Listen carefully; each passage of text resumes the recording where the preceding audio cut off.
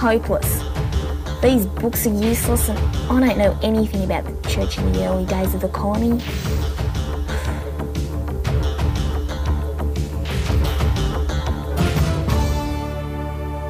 I wonder if Dad can help.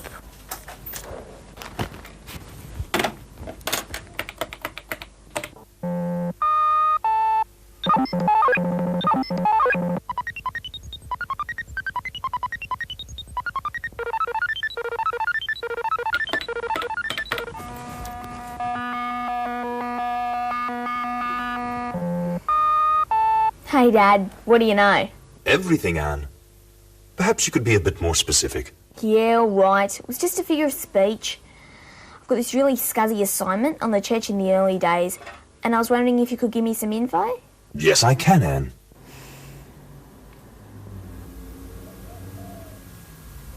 Well? Well, a shaft dug into the ground to obtain oil or water. No, you're supposed to tell me about religion in the early days. Now, you didn't ask me to tell you about it, Anne.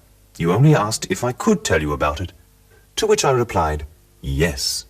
Oh, you're so picky. All right, tell me about religion in the early days.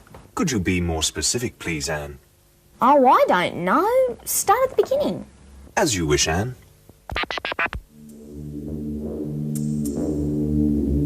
As far back as human memory can reach, this country has been inhabited by religious people. Over 50,000 years ago, the Aboriginal people occupied this land, believing that they were created here at the time of the dreaming. Until only 200 years ago, they were the sole owners of this continent, living in 600 tribal groups and speaking about 300 different languages. In that time, they had evolved a unique and beautiful religion, one that was rich in legends of how this world and they themselves were created. How the rocks, trees and waterholes are dwelling places of the unborn spirits of animals, birds and people. The Aborigines didn't build shrines to their gods or their dead, but they moved and dwelt among spirits. Their land was sacred, having evolved a close relationship to it over many thousands of years. Their lifestyle was simple and nomadic. The Aborigines didn't hoard food. They never wasted it or took more than they needed. Each person had a special relationship to some part of nature, which affected many areas of his or her life. Their laws and religion were complex and sophisticated. They had a unified and beautiful culture. Well, that's very interesting, Dad. But what's it got to do with church history? You did say to start at the beginning, Anne. There were religious people here before the first Europeans arrived, though the Europeans didn't appreciate the Aborigines' way of life. Oh. So what happened then? I was just getting to that, Anne, when you interrupted me. Well, excuse me. You're excused, Anne. Now, where was I? Oh, yes. Into the peaceful world of the Aborigines, which had been virtually untouched by other cultures for thousands of years, there arrived in 1788 from far-off England a fleet of 11 ships carrying around 1,000 Europeans. They had come to establish a colony for Great Britain, a colony made up of perhaps the strangest assortment of settlers that any new land had ever seen.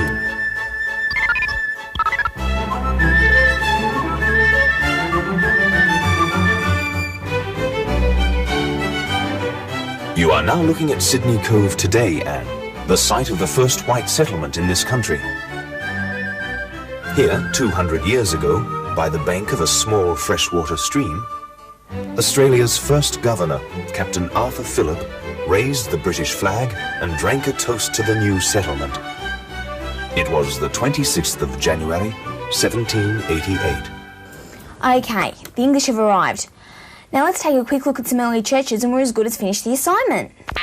It's not quite that simple, Anne. There are a number of social, political and religious issues and government policies to explore if we're going to cover the topic properly. Yuck. Sounds boring. Anyway, aren't you supposed to do whatever I instruct you to? I have my pride, Anne. All right. You win. Tell me about it. Well, to start with, Anne, the settlers were not all English, as you just implied. There were a small number of Irish convicts with the First Fleet.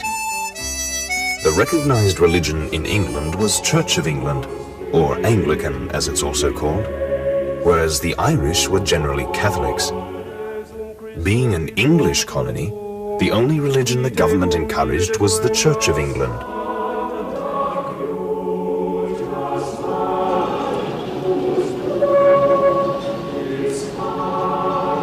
This monument marks the spot where the Reverend Richard Johnson of the Church of England held the first Christian church service in this country. Here on the 3rd of February 1788, all the troops and convicts gathered under some trees and listened to Johnson's service. I take as my text today, "What shall I render unto the Lord for all his benefits towards me?"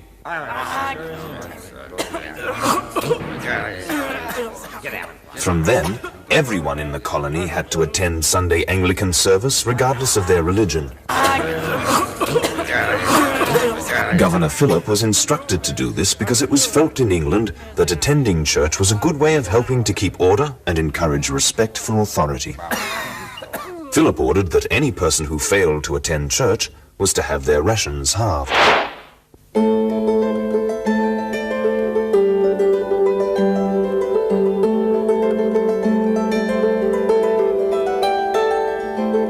As time went by, the number of Irish transported to the colonies increased dramatically.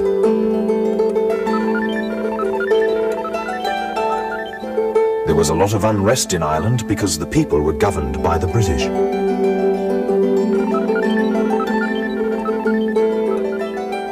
They passed laws that forbade the Irish from voting, sitting in Parliament, holding public office, and even having schools. I didn't know that. Obviously. Well, what happened? The Irish clung to the Catholic religion fervently, which isn't surprising since it was about all they had left.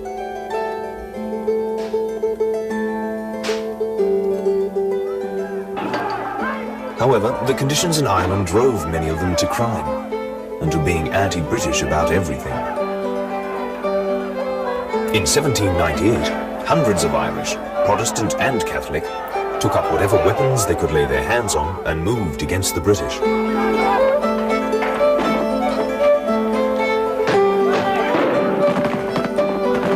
The rebellion was crushed and hundreds of Irish were arrested, some unjustly. Between 1798 and 1803, many were sent to the colony in Australia.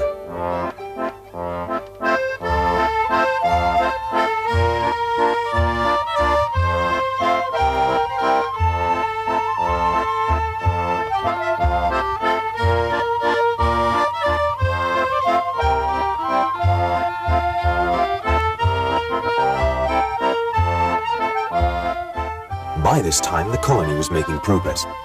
The early threat of starvation had been overcome. Emancipated convicts and free settlers had been granted land. Crops and livestock were beginning to flourish.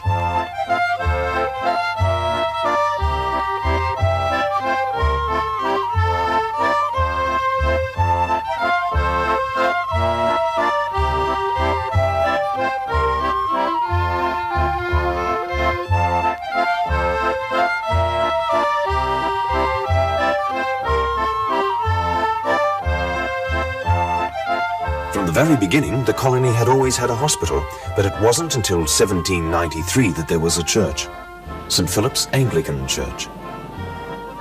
Reverend Richard Johnson himself paid for it to be built. Convicts, however, burnt it down 5 years later.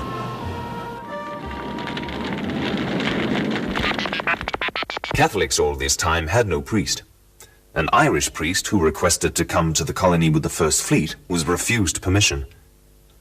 In 1792, 5 emancipist Catholics petitioned Governor Phillip for a priest. Surely we've got a right to our own church services. The petitioners claimed that they had a right to their own church services. Convicts, however, were not considered to have rights. In 1796, there was another petition. This time, the Catholics used language the governor would understand. A priest in the colony would improve the convict's behavior. What he said. So, did a priest come? No, and the petitioning continued. The governor was unsure about having priests in the colony. Would the priest encourage the convicts to behave? Or would he encourage rebellion? In fact, in 1800, some of the Irish convicts were flogged for planning an insurrection. A convict priest, Father Harold, was thought to have had something to do with it. It's beginning to dawn on me just how complicated it all must have been. The governors didn't trust the priests because they confused being Irish with being Catholic with being anti-British. And of course for some Irish, that was the case. How did they behave once they arrived here? That's hard to say because they tended to be stereotyped then, in much the same way that migrants are today. Many, of course, once they were pardoned, became useful citizens. But others continued their lives of crime. Yeah, I guess if there weren't any schools in Ireland, then many of them wouldn't have been educated.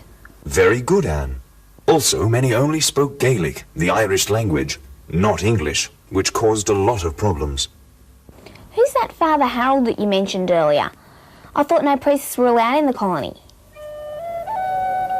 Fathers Dixon, Harold and O'Neill arrived in the colony during 1800 and 1801 with other Irish rebels. It is not known for certain about Harold, but Dixon and O'Neill were definitely arrested unjustly. As a matter of fact, Anne, O'Neill went back to Ireland in 1802 when his name was cleared.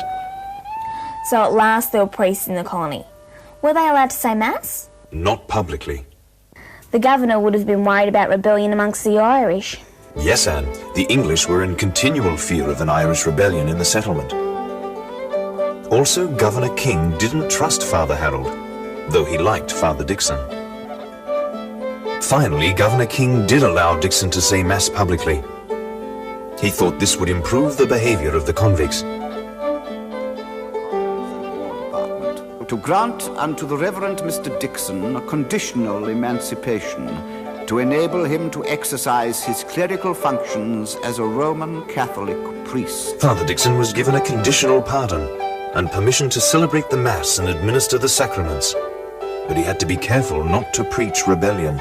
And effect, so long as he, the said Reverend Mr. Dixon, and no other priest, shall strictly adhere to the rules and regulations which he has this day bound himself by oath to observe, as well as all other.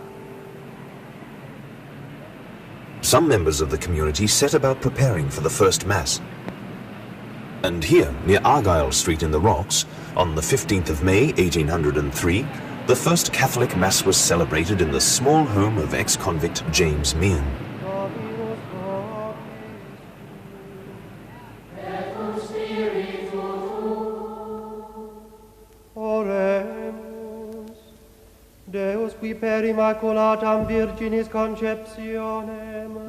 I bet that made a lot of people happy. I'm sure it did, Anne. However, there were some members of the settlement who were less than pleased. The Reverend Samuel Marsden, who was the presiding Anglican minister at the time, said, "If the Catholic Mass is allowed, the colony would be lost to the Empire within a year." What a grouch! Well, as a matter of fact, Anne, there was a rebellion the following year at Castle Hill.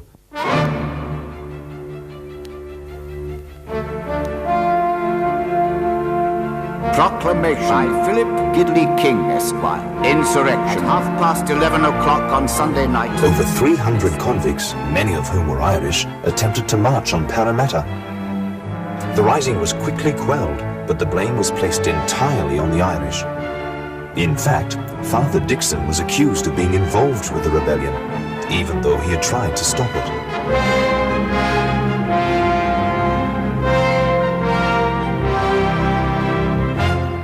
Governor King revoked Father Dixon's authority to celebrate Mass publicly, though surprisingly he still allowed Dixon to perform baptisms and marriages.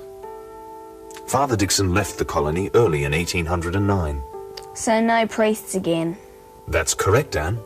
Once Father Harold left in 1810, the Catholic lay people were the ones who kept religion alive.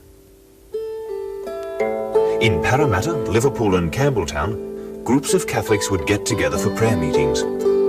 James Dempsey would say prayers with the men condemned to be hanged, and Michael Hayes continually wrote to his brother, a priest in Ireland, asking for a priest to be sent. So a priest must have arrived eventually. Yes, but not for another 7 years. Father Jeremiah O'Flynn arrived in 1817. He had official authority from the church in Rome, but unfortunately not from Lord Bathurst, the Secretary of State for Colonies, who thought he was ill-educated. Father O'Flynn had met Michael Hayes's brother while in Rome, and impressed by the need for a priest in the colonies, he took it upon himself to come. Governor Macquarie, however, was not prepared to allow Father O'Flynn to minister publicly unless he had official documents from England. Undaunted by this, O'Flynn went about the colony quite openly, saying Mass, baptizing and marrying anyone who asked. The governor was not at all pleased and ordered O'Flynn to leave the colony on the next ship. Instead, O'Flynn went into hiding. For 4 months, O'Flynn evaded the law until he was captured in May 1818 and put on board a ship to England. Tradition says that a consecrated host was left behind in William Davis's house near the present St. Patrick's at Church Hill.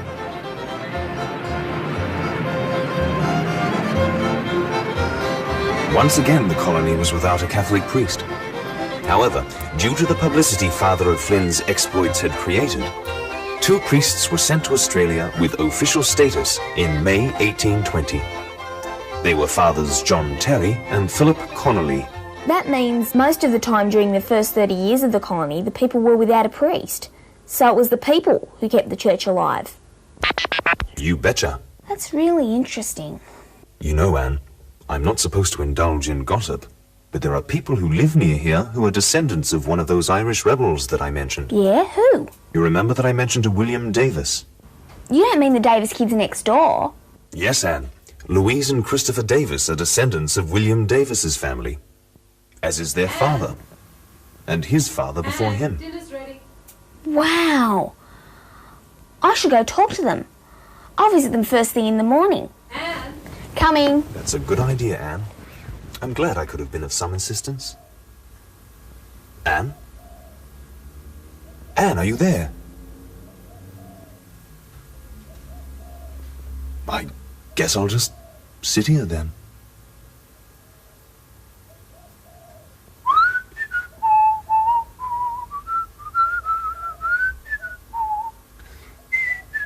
It's so lonely being a computer.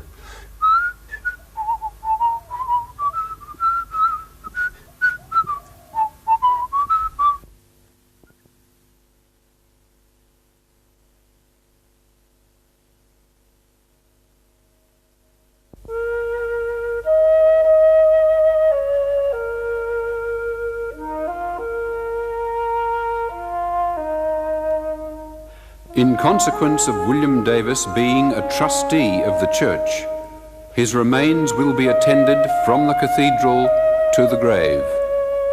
May he rest in peace. Amen.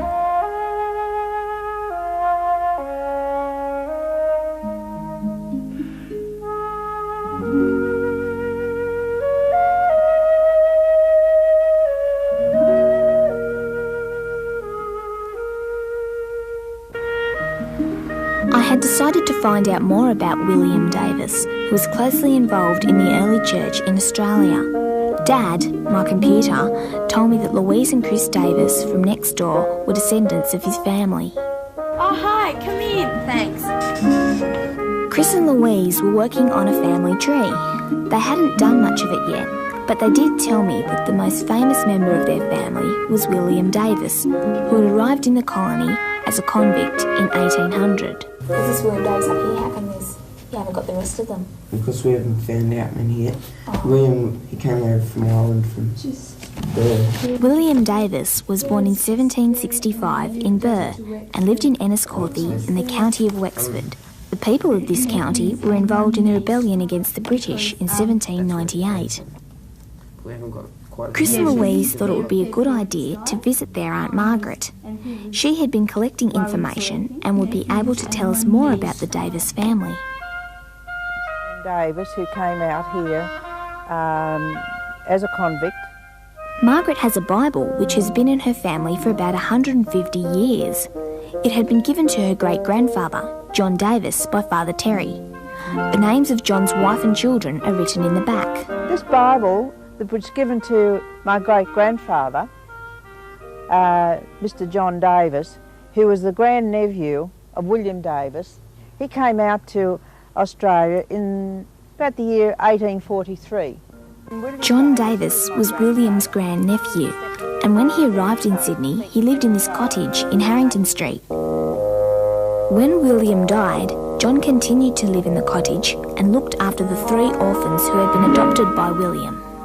Margaret told us about Kevin Davis. His grandfather, also called William, was one of the orphans. Old William Davis arrived in Australia on the convict ship Friendship in 1800. He was sent out here because of his alleged involvement with the 1798 rebellion. William Davis was a blacksmith in Ireland. Blacksmiths often made weapons, and as a result, William was suspected of making pikes and supplying them to those plotting against the British. William was arrested 2 or 3 months before the actual outbreak of the 1798 rebellion, and he was sent to the colony without even a trial. He was an unconvicted convict. In those days, of course, blacksmiths were very suspect in the new colony. There was no great fear in the colony at the time by the British authorities that the Irish political prisoners particularly would revolt, seize power and wreak revenge for the treatment that had been handed out to them. In 1800, 4 years before the outbreak at Castle Hill, the Irish convicts at Parramatta were suspected of plotting a rebellion. The Reverend Samuel Marsden reported William Davis as a suspect. Even though no evidence was found against him, William Davis was sentenced to 200 lashes. There is no evidence in the official documents that the sentence was carried out, and so it really can't be verified. The Reverend Dr. Ullathorne knew William Davis personally. He states in his writings that William was flogged twice for refusing to go to Protestant services.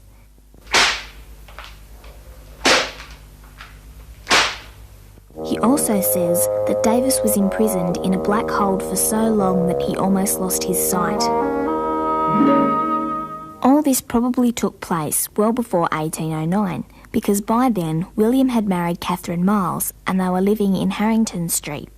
Davis had no children of his own. He brought out, however, some of the children of his 2 brothers and his sister, Mary, in Ireland. One of those nephews was Joseph Davis. Joseph Davis married in Australia and had 3 young children. The 3 children were Joseph, William and Catherine. Joseph and his wife died, so William adopted the 3 children as his own. They lived with him in the cottage in Harrington Street. The cottage now forms part of the foundations of the convent of the Sisters of Mercy and was probably built in 1809, about the time William married Catherine Miles.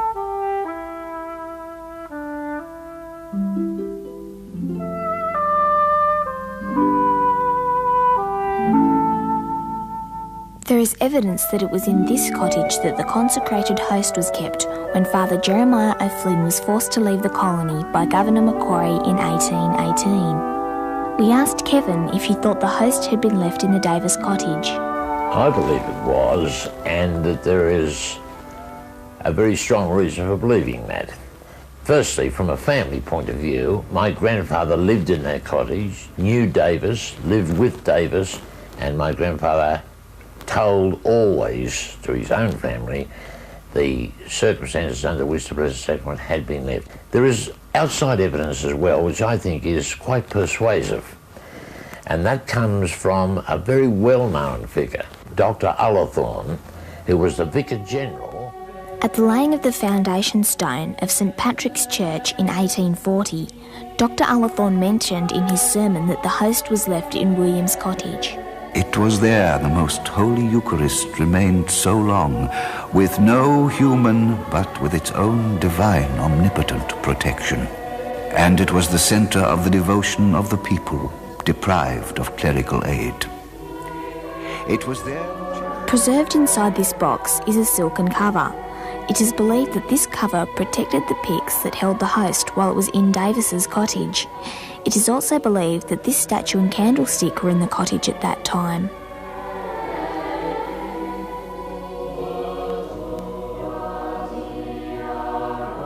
William Davis made many contributions to the church. He gave the land for the building of St Patrick's Church at Church Hill, but unfortunately he died before it was completed.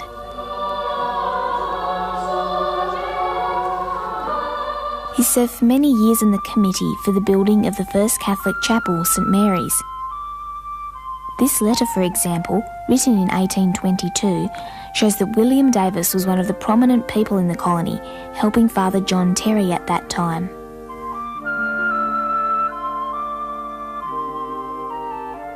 In 1834, William Davis was still in the committee for St Mary's Church. It was burnt down in 1865 and replaced by the present St Mary's Cathedral.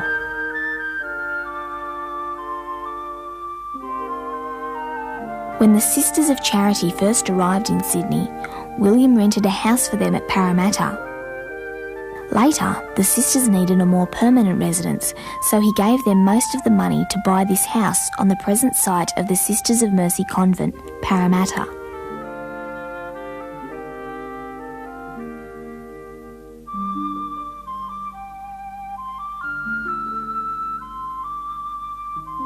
In the Mitchell Library, we discovered records that show how William and Catherine Davis prospered. The muster of 1814 showed that William had obtained full pardon and that he was a landowner.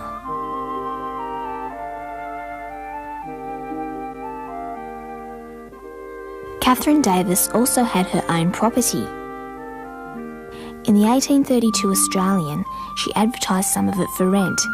She also had her own millinery shops, as this advertisement in the Sydney Gazette of 1834 shows. The census of 1828 also showed that William and Catherine owned various other properties, cattle and sheep.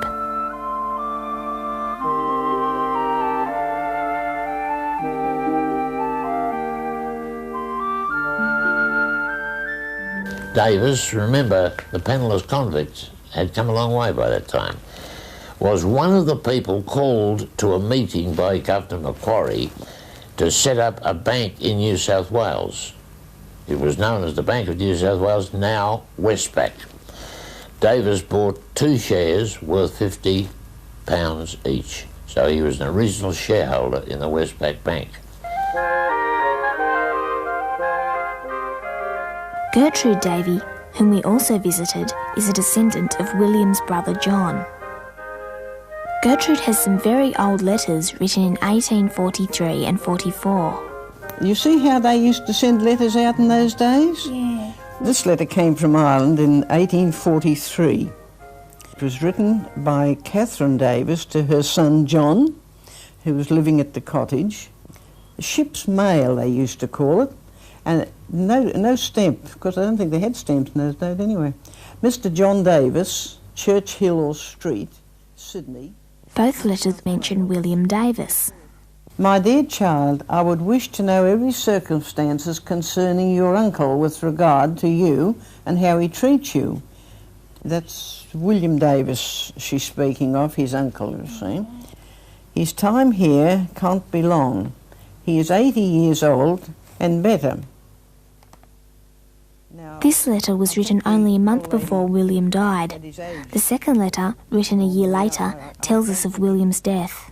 Mr. Connor wrote to your father informing him of your uncle's death. Also a newspaper cutting on account of the old man's funeral. We received this account in 4 months and a fortnight after the old man was buried. But why not a letter from you? William Davis died on the 17th of August 1843. In his will, he left considerable amounts of property and wealth to his family and the church. Davis's will is an interesting document. It was carefully drawn up. It was signed by him 3 or 4 days before he died. The bequests in that will show very clearly the wealth that he had managed to acquire. Land at Darling Harbour, for example, land at Potts Point, land at Campbelltown, shares in various early companies in Australia. So the story of Davis from a penniless convict in 1800 to his death in 1843, in 43 years, showed that he had acquired considerable property. He was enormously generous with this where the church was concerned and where his nieces and nephews were concerned. And he also thought of the Aborigines, of education, even though he himself was a man without much education. So his contribution to early Australia was, I believe, a very, very significant one.